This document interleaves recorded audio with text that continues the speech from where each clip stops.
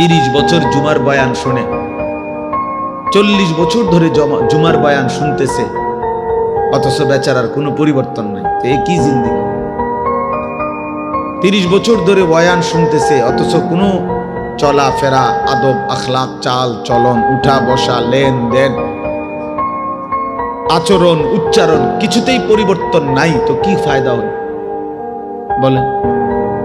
এই জন্য দয়া করে কোরআনুল কারীম আমাদের জিন্দেগি পরিবর্তনের জন্য, জীবন সাজিয়ে তুলবার জন্য, হুদাল্লিন নাস, এটা মানুষের হেদায়েত, হুদাল্লিল মুত্তাকিন, যারা আল্লাহকে ভয় করতে চায়, আখিরাত পেতে চায়, জাহান্নাম থেকে বাঁচতে চায়, আল্লাহর নাফরমানি ছাড়তে চায়, জান্নাত পেতে চায়, আল্লাহ পাকের গোলামি আর বন্দিগি করতে চায়, আল্লাহ বলেন তাদের জন্য সুস্পষ্ট, পূর্ণাঙ্গ, নিখুঁত হেদায়েত।